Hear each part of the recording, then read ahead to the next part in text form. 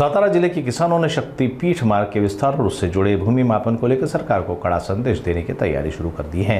1 जुलाई यानी कृषि दिवस को अंकली चौक पर रास्ता रोको आंदोलन का ऐलान किया गया है। महाराष्ट्र के किसानों ने शक्तिपीठ हाईवे के खिलाफ 1 जुलाई को सांगली के अंकली चौक पर रास्ता रोको आंदोलन का ऐलान किया है। उनका आरोप है कि यह परियोजना किसानों की जमीन, खेती और पर्यावरण को गंभीर रूप से नुकसान पहुंचाएगी। पूर्व मुख्यमंत्री एकनाथ शिंदे द्वारा हाईवे रद्द करने का आश्वासन देने के बावजूद 12 जिलों में पुलिस सुरक्षा में जमीन मापने का कार्य शुरू हो चुका है। इससे नाराज किसानों ने अधिकारियों को कई गांव से वापस लौटा दिया। किसानों का कहना है कि यह लड़ाई अब गांव, खेत और सड़क तीनों स्तर पर लड़ी जाएगी।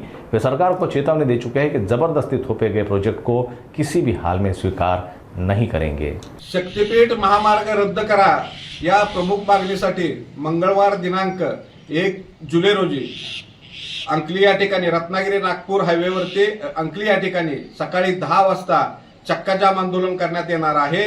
त्याचबरोबर सांगली जिल्ह्यामध्ये आता मोजणीला प्रारंभ झाला असला तरी 7 जुलैपासून तासगाव 7 जुलै ते 7 ऑगस्ट या काळामध्ये तासगाव, मिरज या तालुक्यामध्ये मोजणी होणार आहे। त्यामुळे ही संपूर्ण मोजणी आम्ही बंद पाडू।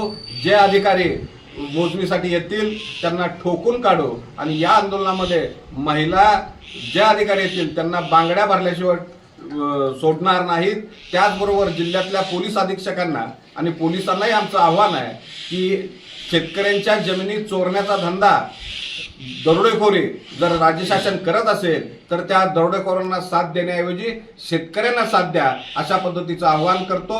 पोलीस आणि शेतकरी असा संघर्ष आम्हाला नको आहे, पण पोलीस जर संघर्षावर उतरले तर आम्ही 2 हात करायला सज्ज झालेलो आहोत। आणि म्हणून जिल्ह्यातल्या सगळ्या शेतकऱ्यांना मी आवाहन करतो की येत्या 1 जुलै रोजी मंगळवारी मोठ्या संख्येनं बायका, पोरांसह महिलांसह मोठ्या संख्येनं अंकली या ठिकाणी जमावं, अशा पद्धतीचं आवाहन या निमित्तानं करत